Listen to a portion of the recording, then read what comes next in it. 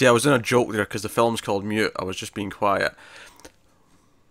If I really wanted to commit to it, I'd learn some sign language just for the intro. Just I mean, I don't know what Jigowatts says in sign language. I don't know if Jigowatts has a. You'd have to spell it. Yeah, maybe just electricity. I'd maybe just substitute electricity. I don't know. Yeah, yeah. I used to know some sign language when I was younger, but I forgot it a long time ago. I think I know bullshit. That one's memorable. Ah, yeah. But that's about it. That's about it. Yeah, we're 1.21 gigawatts. We talk about movies. We're going to talk about Mute, which is the new Duncan Jones film. Went straight to Netflix. It's a Netflix original, and it stars Alexander Skarsgård as well as Paul Rudd, and you've got Justin Theroux in there as well. So you got some notable names. The biggest thing here, of course, is that Duncan Jones directed Moon, which is an absolutely fantastic film, which we've never talked about in depth. I'm sure we'll do that in Flux someday. Seems like it's popped up on a few of the lists that we've done now, so it's bound to appear as a feature length one day. Yeah, and then lately his second film, Source Code, will also pop up at some point because that's also very good. Not as good as Moon, but very good. Not as good, but still very good. And then he went away for 5 years because he was working on Warcraft, and I didn't like that at the start of the journey when he was working on Warcraft because I had no interest in Warcraft. But I thought, oh, maybe he'll still make a good film. And then it came out and everyone was like tearing it apart. I thought, well, I wasn't interested anyway, so I don't even want to see it now. Yeah, it was Warcraft. It was like, well, we didn't really expect too much from it. Yeah. But I was like, alright, he's going back to a lower budget sci-fi film, and even better yet, it was announced last month, it's coming next month. You know, Netflix are putting it out really soon. I'm like, okay, great. So exciting. So we're going to talk about this. We'll start spoiler free, as we always do. The basic premise of Mute. Alexander Skarsgård plays a bartender called Leo. It is set in the future, we're in like a sort of cyberpunk essay. But a lot of that recently, actually, with Altered Carbon and Blade Runner 2049. There you go. Yep. It was just a few months ago. It feels longer than that, but it actually was just a few months ago when you stop and think about it. It's because that was the first one of these returning trends. We had Philip K. Dick's Electric Dreams as well, which had a couple of those episodes. Ah, yeah. So he's a bartender. He is mute. He cannot speak. He can hear. He's not deaf. He just can't speak. He had an injury as a kid, and his vocal cords were damaged. So he cannot speak. He's fallen in love with this woman who we get a sweet romance at the start, but then she goes missing, and the movie is largely about him trying to find. He's not a detective, but he's basically doing detective work, trying to track down his girlfriend. That is the basic premise. Admittedly, though, there's also the Paul Rudd character, Cactus, and his friend Duck, who are very separate to begin with, also doing their own plot. They work for the mob. They're actually doctors, but they can like patch up people. They're ex-army doctors, but now they work for the mob. Yeah, well, one of them does. Cactus does, Paul Rudd. He works for the mob, and then his friend Duck actually does like prosthetic limbs, advanced stuff. Cause he's a pediatrician, I believe. Yeah, but every time you see him though, he's doing like fake legs, and he's doing it always seems to be for kids. Yeah, when but we see it, so. I think it's more specific than that though, because it's not just like he's treating.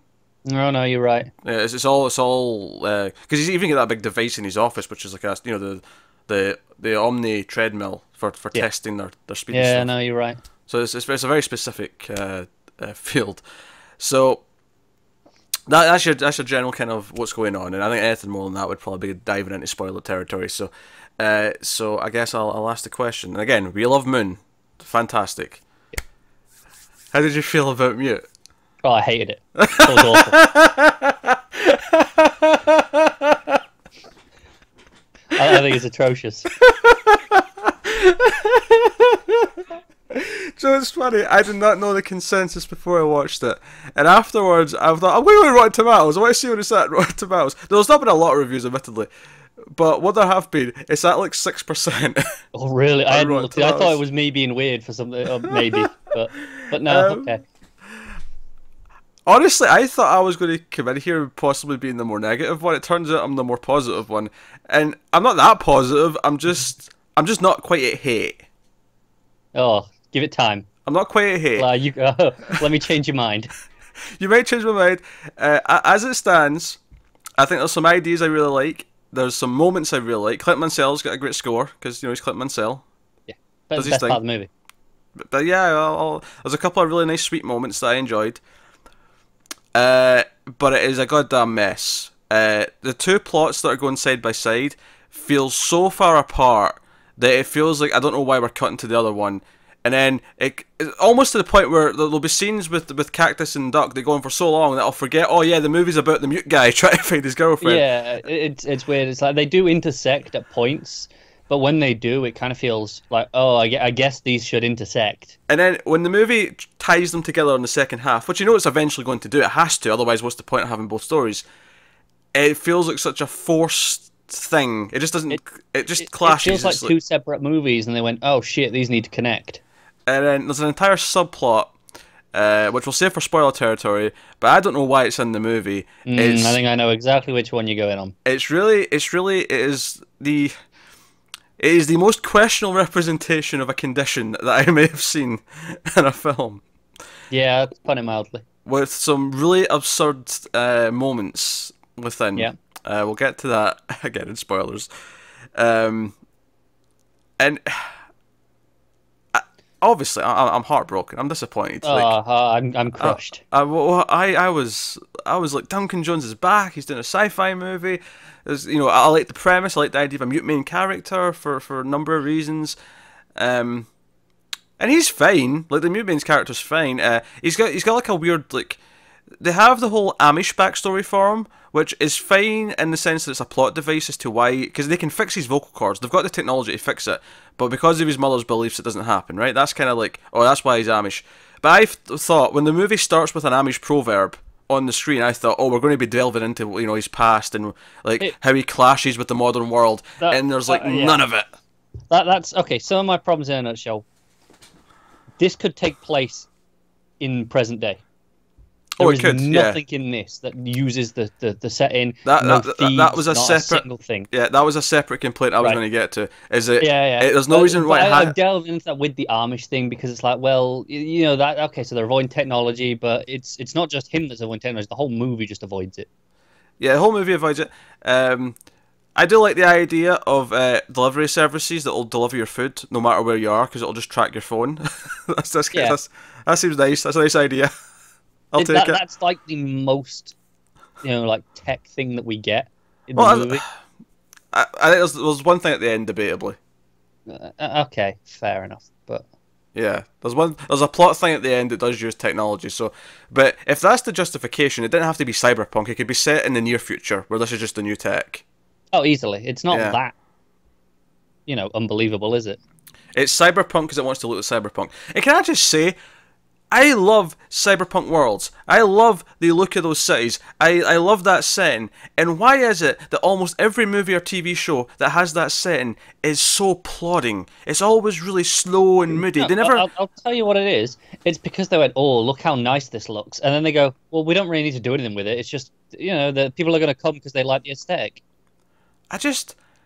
I want like something I love in a cyberpunk setting. And I'm looking to CD Projekt Red with Cyberpunk 2077. They're now my only hope.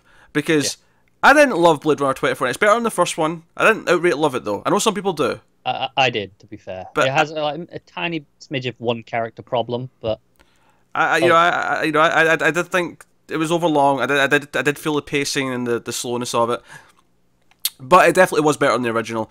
And I wouldn't say it's a bad movie by any means. I still say it's good overall. However, I didn't love it. Right? I wanted to love it, and I didn't.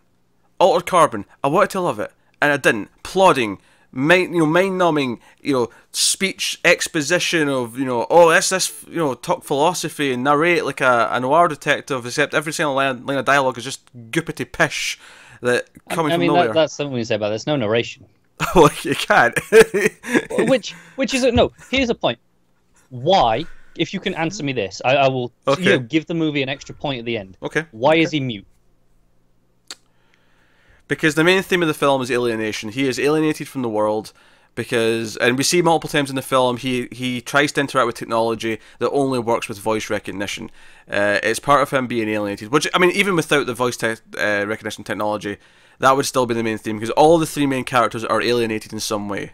That's what kind of connects them all. Right, but I don't think it's justified to be mute. It doesn't use it in any meaningful way. I don't think there is any...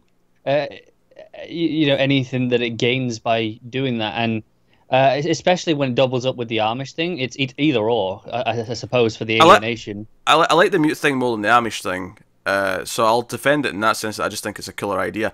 But you're right, it doesn't use it. You're right, but I have less of a problem with that because at least that is the core idea of the movie for me. Was the main character's mute, so it's whereas there's a lot of other things that feel tacked on, like they're from another movie. At least No. I think my problem is if that's the core idea of the movie, it should be doing something interesting with it, but it doesn't. Well, here's the thing: it goes away from him for like 10 minutes at a time to other characters. Right, but even when it's with him, he just I'll just write down. It's fine. There's never any problem communicating with anyone. It's there's occasionally the voice recognition things, like maybe twice, 3 times. Again, it's just I think I know what he's going for here. It's this feeling of alienation because that's Duck's alienated because he wants to get back to his country, and then that's not Duck, sorry, Cactus.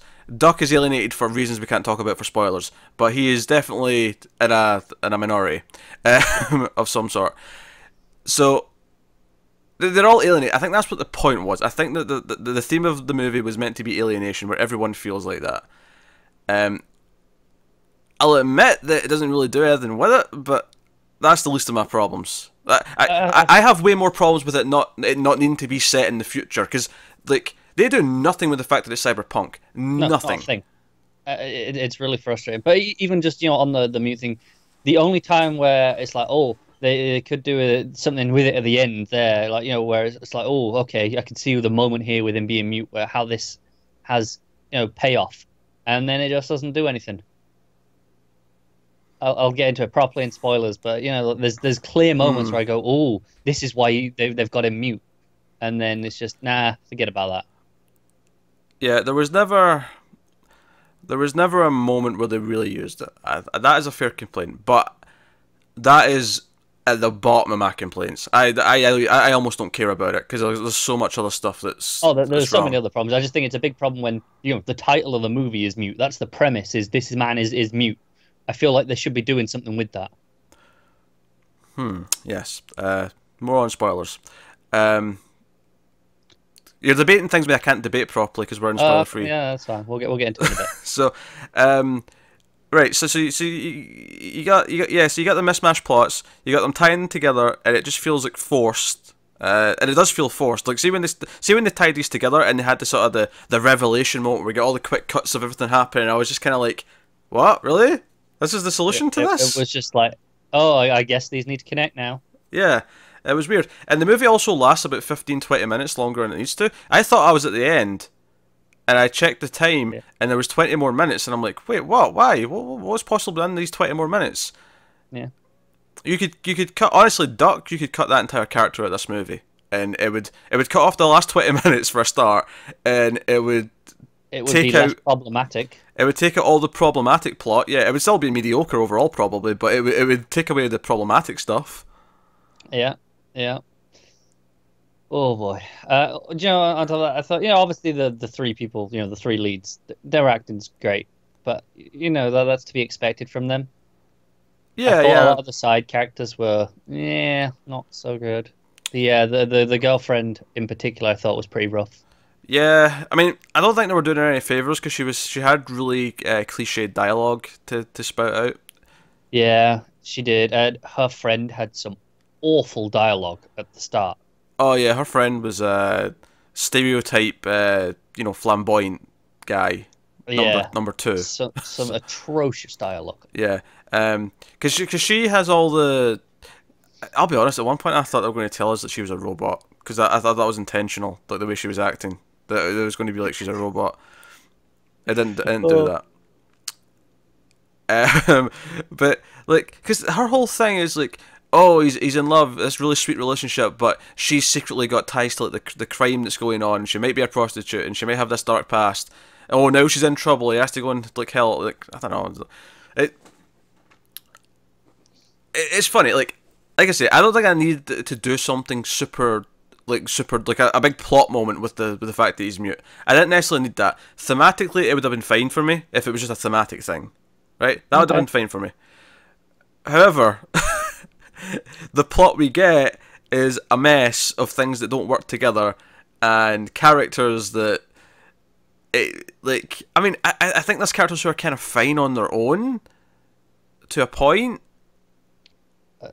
Yeah. Well, I'll put it this way: like the first half of the movie, Duck and Cactus, they're giving their scenes a lot of energy, if nothing else. So, you know, as actors, they're kind of like livening up what they're doing. Unfortunately, you can't really enjoy that in the second half because when things take a bit of a turn, it's impossible to have a fun time with those two anymore. Yeah, they're both like awful people from the start.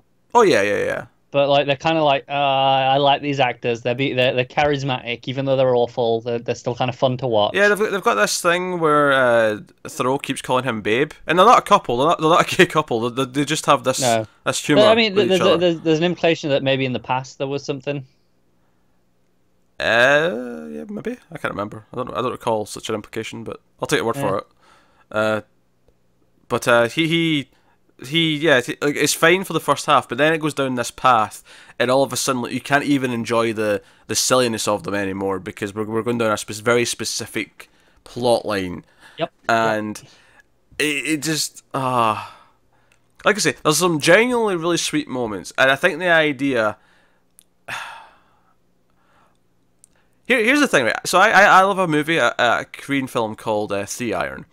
And the twist to that movie is that it's a romance, but the two characters who fall in love never say a single word to each other the entire film. Not because they're mute, just because they don't. They just don't. Just reasons. Because they're just sad, and then they kind of fall for each other. And it's kind of the idea that, you know, the words would just ruin it. So they just but it's a really sweet movie. It makes for a lot of great moments. So first things first, girlfriend, and I've taken away most of her dialogue. Make her almost as quiet, just because it fits the mood with him, right? And make it be a romance in silence. Do that for a start, because there are some sweet moments. Whenever he tries to like scream and he can't, like for example, I mean that usually is an effective little trick. Yeah. As we said, the music's very good. At one point, there's like a little cover of Heart Shaped Box, which came out of nowhere, and I was like, "Oh, I know this." Oh, and then I started singing along to it. I was like, "Oh, that's Nirvana. What's going on?" Yeah. But hey, so it generally looks pretty good. It does. I can't fault the look. It's just okay. It's the same as what we said about like Carbon, though. It's like, yeah, it looks pretty good. Here's the thing, though, with this person with Duncan Jones behind it, this shouldn't be mediocre to bad. It shouldn't. This should be at least good. I'm wondering, is this a case? Because I know, compared to traditional studios, Netflix are very hands-off. They're like, okay, here's your budget, you do you. Is this a case of, you know, he needed someone to, you know, and to edit and rein him in? Like, being like, hey, maybe this isn't the right direction. Maybe we should do something else here. I don't know. I do know that he's been trying to get this made his entire career. He's had this story. I'm wondering if this is how it's always been in the script. I'm wondering, you know, maybe it should have stayed unmade. Did he write this first before he got good? Is that what happened? Yeah, could be. Is that possible? Not to get grim, but, you know, as the tragedies in his life in the last couple of years, have they impacted his work a little bit? Yeah, we've seen it with other creatives before. Because I know his wife was battling cancer. Obviously, his father passed away in 2016. Yeah. So, you know, he's had a rough couple of years, personally. And I don't know, like, has that like put him in a place where he's not at his best? I don't know. You obviously, you know, you mentioned here that this has been something he's been trying to do for, you know, like a decade or whatever. Is it a case of it's been too many drafts? He's over edited it himself. He's had too many ideas. He keeps expanding it over time. Honestly, that sounds more likely. I think it's a case where it's been so long that he keeps adding to it, and now he doesn't want. He thinks all the ideas on their own are great, but he doesn't. You know, he's too close to it that he doesn't see that they all clash, and they're not. Right, exactly. Yeah. He's not got that. You know, the ability to step back and look at it and go, okay, that's not working. It happens. Joe, the sad part is as well, like, say if it went even further in that direction, though, I think I would love it for a mess. Because every so often you'll get a creator who just, like, ejaculates all their ideas onto one film, and it'll be a glorious, disastrous, but interesting and fascinating mess to watch. Yeah. But this doesn't quite hit that either. It's in this really awkward middle place where it's got some of that awkwardness, but it's still just mediocre on the other side of it. So it's not entertaining to watch necessarily the whole time either. Yeah, no, definitely.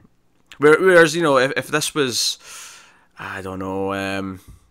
Like, I don't want to say the room. I'm trying to think of other creators who actually are typically good, but they have that one kind of, no, I'm pouring every idea I've ever had into this thing, and it's going to be this glorious, like almost imagine if like the final season of Twin Peaks was just a 2-hour movie, like all 18 hours of it was condensed into one 2-hour movie. That's what I'm kind of thinking of. Like creators can do that, and that can be this glorious but fascinating mess. Yeah. And instead, this wasn't that either. This was just, it was mediocre with moments of what the hell was he thinking here. Oh, yeah. Like the fact that I had to just, about halfway, I just had to stop and take a break because I'm like, I'm so bored. I need to stop. And just, get up and walk around, stretch my legs, not fall asleep. I didn't, but to be fair, the only reason why I didn't take a break is because I thought we'd be recording a little bit earlier. And I thought I thought I was crunched for time, so I thought I couldn't take a break. So take that for what you will.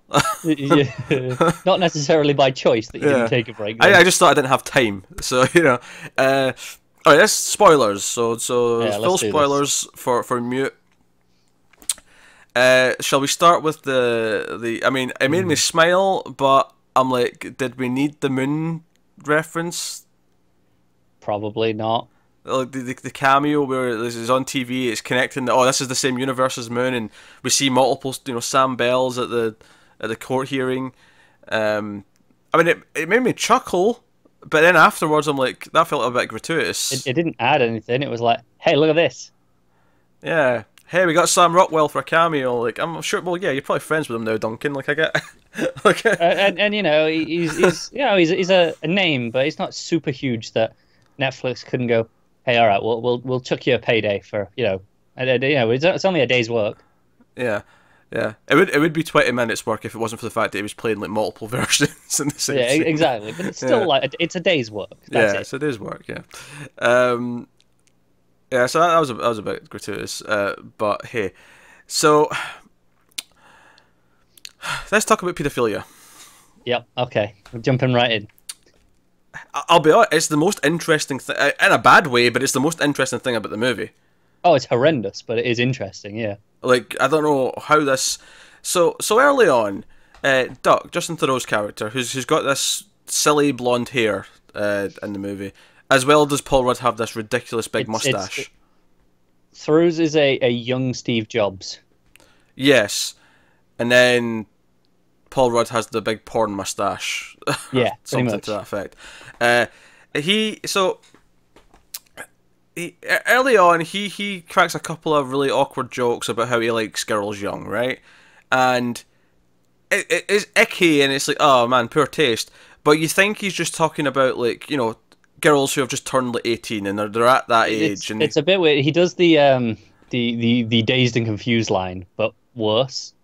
Go on. The really famous line in Dazed and Confused is like, oh yeah, the great thing about schoolgirls is that they always stay the same age no matter how old you get. Yeah, you age, but they never do. Yeah. Yeah, and he kind of has like a worse version of it here. It's like I can't remember what it was, but it ends with like, oh, and they're like and bald pussies, and then it does this really gratuitous upskirt shot of this schoolgirl at the bowling alley as he says it. Yes, I recall that scene. And it gets really... I mean, it's always creepy, but you're not necessarily sure if it's going full on whatever, right? And then you see him at the brothel, and he's talking to the girl, and she's pretending she's 16. And then like the madame's like, oh no, she's 22. Yeah, we don't want any of that trouble. Yeah, and he's like, oh, don't spoil the fantasy for me here, right? And he's like, okay, whatever. Right? Because he plays off, goes, oh, make me feel 16 again. And you kind of go, okay. They're at the bowling alley at one point. And he cracks a joke, because obviously Paul Rudd's got a daughter throughout the film, who's mute the entire film, by the way, as well. Which I didn't necessarily notice immediately. It was kind of like just over time. It's like, wait, yeah, she's not saying anything. She's not saying anything. So she kind of relates to old Leo. But he cracks a joke about, in a few years the boys will be chasing after your daughter like this. And Paul Rudd, who's got a bit of an anger problem in the film, basically crushes his hand with a bowling ball. And... feels pretty justified, to be fair. It feels pretty justified, but then he sort of like, oh, I'm sorry, like put the beard next to it, and like, and he's like, I just need to have a sense of humor, and it's like, okay, you just joked about his daughter, his daughter who's like, what, 7? Yeah, 7, something 8. like that, right? I'm like, okay, so where's this going? And then later on, Paul Rudd actually comes in to his clinic, because he's got his doctor's office with his equipment, and he does the prosthetics, because he's got like a wall behind him and all these different limbs and various things. And he comes in and he looks into the little waiting changing room where his patients go in to like get changed for their procedures and whatnot. And he sees like this footage. There's this camera set up, and he plays it back a little bit. And there's a young girl in the footage about to take her top off, and he turns it off. Obviously, he goes in and he checks the cameras, and he goes in and confronts Duck. And at this point, I'm like, I have no idea where this is going or what it adds to the plot. Or because keep in mind, at this point in the movie, we don't even know how they connect to the main story yet. Yeah. It's just a separate subplot at this point. So I don't know where this is going. And Paul Rudd grabs him and punches him and like makes a big, like you this is getting dangerous. You're doing this and like. So this has got to stop. And Theroux like tries to deny. He's like, "Oh, what are you talking about?" And then I've seen the cameras, I've seen the footage, and now you're acting on this. Like this is now you're doing this. You have to stop this. And he's like, "I'll try." And then he like punches him again. He's like, "Okay, I'll do it. I'll do it. I won't. I'll stop all this." And I'm like, "Okay, this became a very serious scene about him confronting his best friend about being a paedophile." And then they just kind of like, "All right, man. Oh, good news. Those passport papers that were coming in from the mob boss. Oh, he's got them. Let's go get them." He's like, "Yeah, let's go." And then it cuts to a scene of Theroux on the back of the truck with his hands out, like, and they're happy. They're partying. Like, what's going on here? Like, because I get, okay, he's confronting him. This is a very reasonable reaction. And let's just add to this point. During the confrontation, he says, "You're not allowed to treat kids anymore, and you're never to go near my daughter." He says those words. So how does a father who says to another man his own age, "You're not ever to go near my daughter because I think you'll try something," and then the following scene is them like happy going and out celebrating partying and drinking? Yeah, I don't get it. Like, because like I said, I got the confrontation. I was like, okay, I don't know quite why we're doing this, but I understand it. And then it just flip flops. I don't care how close you are to another human being. I don't care if you did bond when you were overseas fighting somewhere. I don't care. The minute you think your friend might sexually assault your 7-year-old daughter, you do not party with them anymore. Oh my God. I can't believe that has to be said. I don't get it. I don't understand. I don't get the thought process. And I sort of like went, maybe it'll make more sense later. Like maybe there'll be more scenes that'll clarify what's going on here, or it'll make it make some kind of sense. And there never is. Like he just never really addresses it again. Like he's like, oh hey, you gotta take the house. It's fine. You'll get it under control. Until of course. Leo comes by, finds out all the connections, right? It's because it turns out Paul Rudd, like the daughter's actually his Leo's girlfriend. Leo's girlfriend used to date Paul Rudd, and the daughter's, hers. But out of jealousy, basically Paul Rudd came over and like kidnapped her and killed her. And that's what happened. She was dead the whole time. All this time he's been looking for her, she was already dead. And it was Paul Rudd. And when that happens, I was like, wait, what? They were a thing? There was no setup for this whatsoever. Absolutely not. There's stuff afterwards that kind of like links it more in together, but like before that point, you're like, eh? Yeah, at that point you just feel like it was a rough reveal. It was like, oh, this is meant to be the twist. We'll get to that in a minute though. Yeah. So Leo comes over and he kills Paul Rudd, right? He puts a knife in his throat. And he's not quite dead though. The knife's still he's on the floor. He's obviously dying, but he's not quite dead because the knife's still in his throat all the way through. It's like a stab straight through the front to the back. This big butcher knife. It's because it's Paul Rudd's knife. He's had it on him the whole time. He threatened a few people with it at various points. He used it in the surgery as well. When he had to remove the clothes. Yeah, and so he's lying there dying, and then Duck, who didn't come back with him immediately, then comes home and says, "Oh, the door's been busted in. Oh, what happened, Cactus? Did you forget your keys?" And he's, again, we're playing this creepy comedy thing. And the daughter, by the way, during this stabbing, is upstairs. She's locked in her room, upstairs in the house. Doug comes down, and there's a monitor in the basement where he does all these, like, mob boss, surgery work, right? So he's got a monitor in his basement of his daughter's room just to make sure she's always in her room safe while he's doing his dodgy work. Pretty reasonable parenting. I mean, for a man who's working for the mob. That's a pretty big thing to add on to that. For a man who's working for the mob. Just say he's working for the mob, but his priorities are there. His priorities are there to a point. He's still an awful father and should never have a kid. Oh, he's an awful father. He's an awful person. Don't get me Yes. wrong, but at least he's got the mindset to go. All right, I'm gonna at least keep an eye on Can him. I just reiterate that he killed her mother out of jealousy and a rage one night? Can I just repeat that part? Yeah, yeah. Look, Okay. I'm not saying he's a good guy. Right, but he's lying there dying, and Doc comes out and says, "Oh, sorry, buddy. Like, there's nothing I can do. You're done, and I can't take you to the hospital because they'll ask questions." And And this shocked me because I thought at this point that the idea was, oh no, they can save him, but now he's going to be mute. it's going to be mute v mute. Yeah, Okay, sure, sure. Maybe that's the thing. Instead, Doc, seemingly actually angry at the confrontation earlier, at being accused of things, at being told to stay away, then decides to like turn the monitor around so that even though he's lying down, he can see that his daughter's in the room, and Doc just implies, "Well, I'll just go have to take care of your little girl then."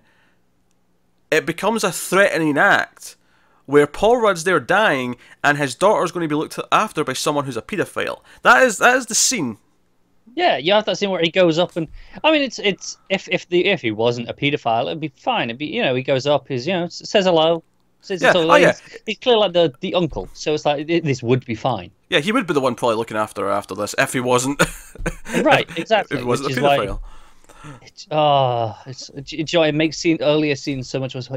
There's the scene in his doctor's office with the young girl, and he puts on the music and he dances with her, and it's like, oh my god, this is creepy as shit. It is.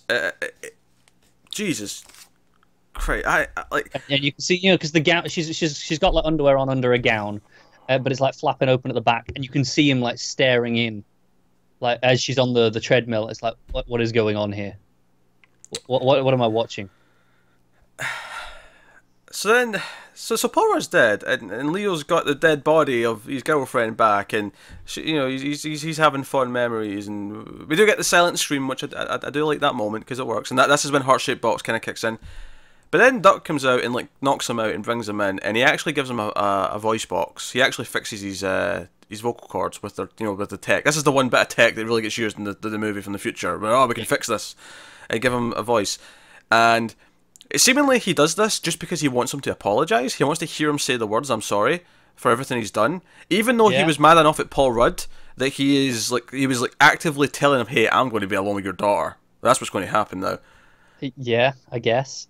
And I'm like, okay, so this is where I'm like, if you cut Duck out the movie and the movie ends with Paul Rudd dying, and then Leo gets the daughter, and like maybe he sees because obviously he was making little carvings, right, and he was giving them to his girlfriend, and we find out at the end that she was giving them to her daughter in a bracelet. It's like, oh, okay, so and because the moment I do actually really like at the end is when the daughter shouts out, Leo, please be okay, or whatever she says when he's like, in the water, right? Because he ends up getting Duck off a bridge, right? But she shouts out, "Leo, you okay?" That's when it's like, oh, she's not spoke the entire time. This is and then he speaks for the first time with his new And voice box thing. This moment's fine. That's a good moment. That's a good idea. I see. I feel like this is a point where I'm like, why has he got his voice back? Because I get what you're saying there. It's like, this is why he's speaking for the first time, but he's like, "Go, no, get back. It's dangerous." I feel like, okay, no, having that moment where, okay, this is where he can't speak, where he's trying to save someone, he's trying to do something actively, and now he can't speak to save them. That's where being mute comes into the plot and has impact. Yeah, but it's too late for that now. We're at the end. He has to save the girl. He's lost everyone else. He has to save the girl.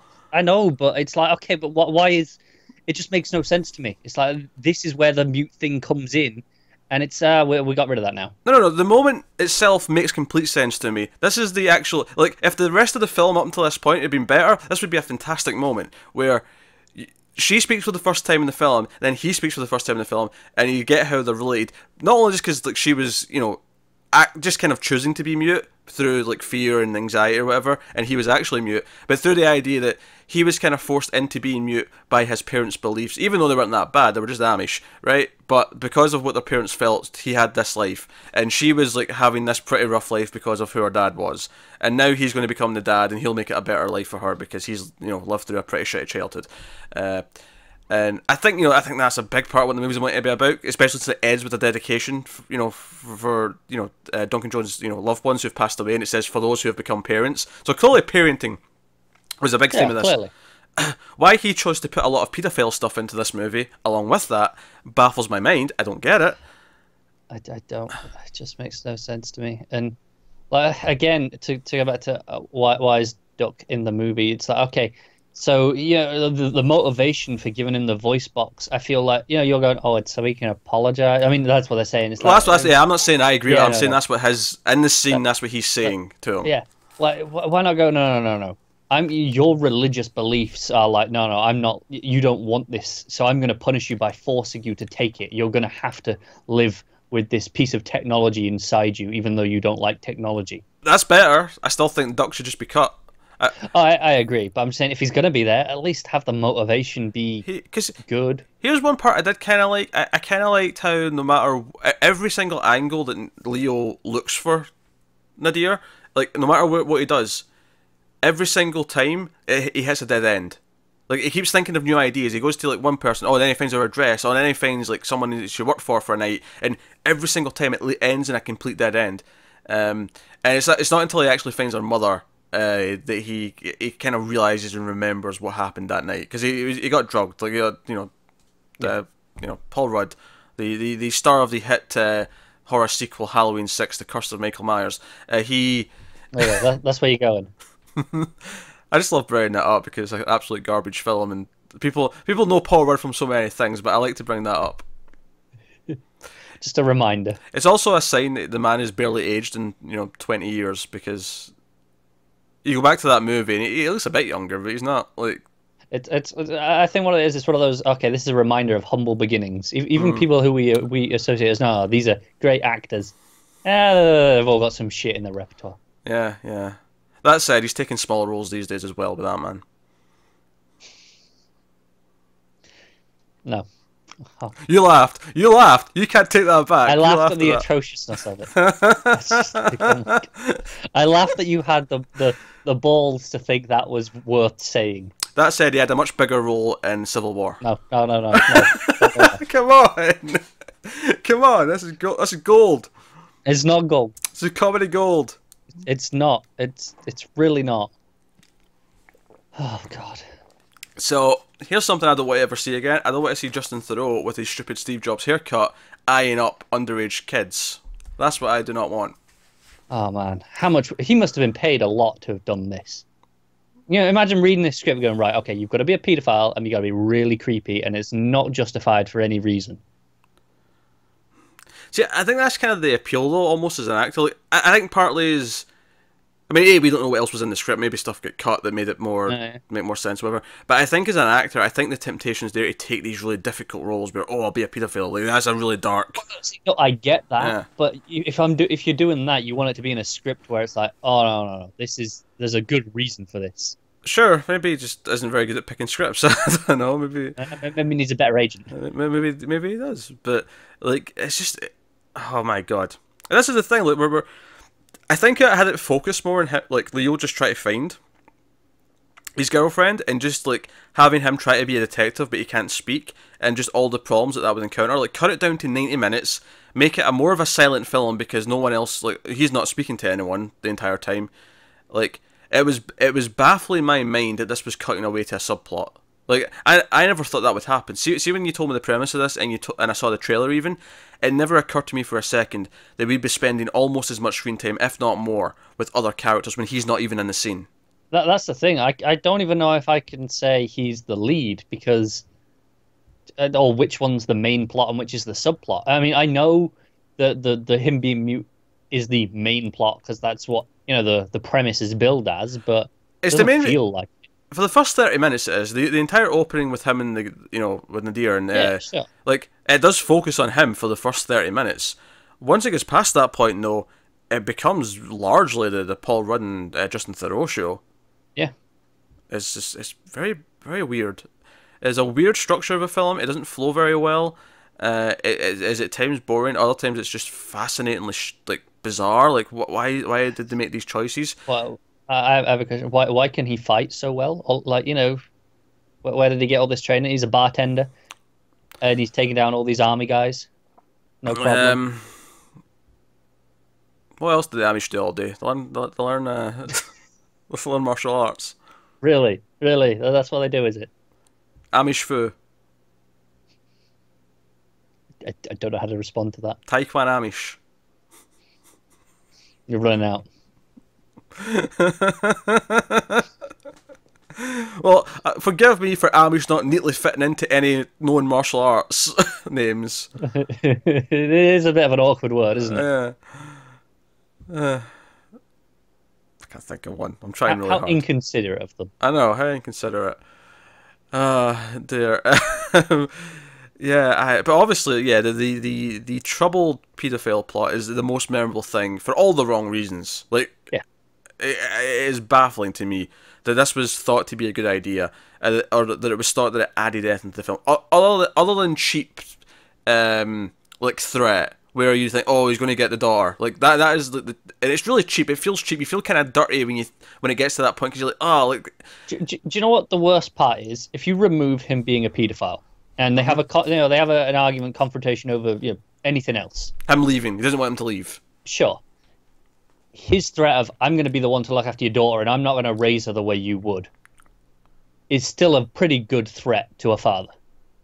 Yeah. Like, so it's like, it's unnecessary. Even for that moment, it doesn't add anything for me. Here's the thing, I mean, obviously take out Duck, but even like Cactus, as much as some of his stuff earlier on is kind of amusing, like, I don't think we should have even met. Like, maybe we see him in the bar at the start. Like, Leo sees him like in an early scene. Like, that's fine, but we shouldn't have been cutting away to him. I feel like we shouldn't even met him until Leo tracks him down for the case. Yeah, I can see maybe early on in the bar, when he's around, Nadia's around, have a bit of a moment with them. Foreshadows perhaps that they had a relationship. Yeah, because there's no foreshadowing that they had a relationship at all in this. Just give me some. I don't want any a deep thing, but just just around the bar, just a conversation, a moment. Yep. That's it. Yep. And and just like have him not then like go away, right, and only interact with them from Leo's perspective when he encounters them. I don't think we needed all this extra stuff with him. He could just be the menacing guy who got jealous, didn't want the mother to take the daughter away, so he killed her in a rage. And Leo can discover that later on. It might not be as complex or as wacky, but it would actually let us focus just on the style and the tension of trying to find, like, is she still alive? And when she isn't, like, can we save the daughter? Because now the daughter's stuck with this evil father. Like, yeah. Do you know what the thing is? When it gets to a point where it's like, oh, she's dead, I'm like, do you know what? I don't even care. Because it's been so long of that I've been spent with these other guys that I'm like, yeah, okay, whatever. And honestly, I was kind of deflated that she was dead. Like, I think had it just been searching for her, and because then you have the idea that he sees the mother and the daughter, and he can raise her and help her. He can be there for her in a way, right? And that can be kind of sweet. Like, I can see that again. I can see that working, like, when he finds her dead. But like, by the time it does happen, like, I was convinced she had to be alive in some way. Otherwise, like, what would be possible? He never gets to like confront her or like about anything. I mean, I know he says early on, "Oh, as long as you don't want to leave me, then nothing else is important." But like, you found out she's got a daughter, and like all this other shit she's been doing. There's so much drama to go with it, isn't there? Yeah. Whereas if he kept out, like, she had a bit of a rocky past with Paul Rudd, right? Fine, and set that up for him being wanting to come and kill her, sure, but. Like, they go far too into, like, oh, it's almost the Twin Peaks thing, right? Obviously Twin Peaks did it better, but even that's, it's a little bit silly when they start looking into Laura Palmer's last, like, few days, like, just how much shit she does in a week that they can look into. She does Meals on Wheels, she helps out tutor this kid, and she does this at night. And that spends a long time going through these, not, let's do them all in 2 hours. And she has like 3 boyfriends. Like, there was so much to go through that it was a bit silly, but it spent its time and whatever. It's fine. And also the general tone of that was quite quirky, so it kind absolutely. of got a pass. Whereas this isn't quirky. Yeah, no, it fits what it's doing in Twin Peaks. Yeah. Whereas here it feels like it's building up all this stuff that never really gets to pay off in any real way. No, it doesn't. I have very little positive to say about this film. The music, the general style of the look, not necessarily the direction, because I don't think it's particularly strong, given that what I know he can do. Oh yeah, definitely. It felt more TV-esque than Moon does, for sure. It's fine. There's nothing like really wrong with it, but it's not. It doesn't feel like oh, this is a strong, competent director. It's even in the Netflix TV ratio. Actually, I noticed that. Yeah, Which yeah. is actually bizarre for a movie. I feel like I don't see that too much for a movie. But so that's the thing. I kind of like Leo. Like, I've seen complaints that he, like, the not talking just comes across as him trying to be a badass. And I don't know if I entirely agree with that. Like, I feel like I do get kind of this innocence to him, like, where he is, like, completely innocent in this world around him that is just completely corrupt and devoid of any soul. I don't think that it just makes him come off as a badass. I just think that I find him really boring as a lead character. Boring's fair. I Yeah, don't think boring's fair. other than oh yeah, okay, he's innocent. I don't think he's got much to him. No, he doesn't. He doesn't have a lot to him. But I think you could play with that. You could play that there's not much to him. The movie just never did it. And I thought it would, though. Like, early on, I thought, oh, we're going to play with the idea that he's really naive and innocent and compared to everyone else. He's not really got anything else going on. And it just never does. So early on in the movie, I liked him well enough. That's fair. But once it started cutting to other things and it came back to him and it was like, okay. Because ultimately, when it got to the end of the movie and he's in the car and he ends up, tackling Thingy off the bridge, all I felt like was, okay, what's the point anymore? What's happening? And then we get that final scene with the girl where he sees the bracelet and he gives her the new sculpture, the seahorse, and he smiles at her. And I'm like, and again, this final scene with a better movie before it, I can see this final scene being really effective. On its own, the final scene is absolutely perfect or great even. It just doesn't, you don't feel anything because none of the build up is there to actually give it the feeling. But on its own, if you just look at it as this payoff of what should have came before it, it would work fine. No, that's fair. I can't really argue with that. And this is what I'm saying, where there's like key scenes in the movie, there's like 4 or 5 scenes throughout the movie where the scenes themselves would be perfect if the build up to them actually was there to have it be the payoff to it. Instead, this whole pairing thing at the end just feels tacked on. It does. So I mean, it says a lot about my lead character where Duck, who is an awful person, an awful character in that sense, but there's more going on. Yeah, well, let's just clarify that. He's an awful person, but he can still be a great character, but he's also a terrible character. Yeah, but still more going on than our lead. Yeah. I'm going, well, at least this is interesting to watch. Yeah, but once it crosses the line, it's proper creepy. I don't know. I think I'd rather have the boring guy than the one who's outright creeping me out. That is fair. Yeah. I'll take bad but interesting if it's like just terrible over boring. Yeah. Sure, but like that level of creepy, I don't know. Yeah. No, I can't defend that because it's just I'm so disappointed in this movie. I really am. I think this is genuinely the first huge disappointment of the year. Yeah. Hey ho, here's hoping that further movies will cheer us up in 2018. It's gotta go up from here, right? We've got March. We got Tomb Raider, Pacific Rim, and I think Ready Player One. Hopefully, at least one of those will do something for me. I'm really hopeful for Pacific Rim. Actually, out of those 3, that's the one that I'm most likely thinking I'm going to like that. I'm going to have fun with that. I'm just saying what else we got in terms of so we got Annihilation. Of course, yeah. That better not suck because that's another director that I really like. Did a low budget sci-fi movie a couple of years ago. Yeah. So that better not suck. So I'm a little concerned now after this. But we'll see. I shouldn't be because one does not impact the other. It doesn't. It just puts you in a mood. It just makes you skeptical. It does. But hey ho, hopefully Duncan Jones can have his splits, and because it's starting to feel like he's going down an M. Night Shyamalan career path of turds. That's unfortunate. Of course, I said at the start, I have not seen Warcraft. I am merely going based on reputation of that film. I feel like I'm gonna watch Warcraft just out of morbid curiosity. I don't think it can be as bad as this. It looks. I think it'll be more boring, but unoffensive. I think it'll be more boring than this, though. Quite possibly. I think it'll be duller to sit through, and I think it's longer as well. Oh, is it? It can go on in the background. I'll do some click. But hey, that's mute. I mean, I came in saying I was more positive, but as we've talked about it, I don't think I've actually. I told you I'd drag you down. I've really shown that I am that positive on it. I think. I guess we're at ratings then. Well, really, let's properly plant our feet in the sand and say where we are. So, what are you giving it out of 10? Okay, so it gets a point for the three main actors. It gets a point for Clint Mansell. It gets a point for having a nice looking city. So 3 out of 10. Oofed.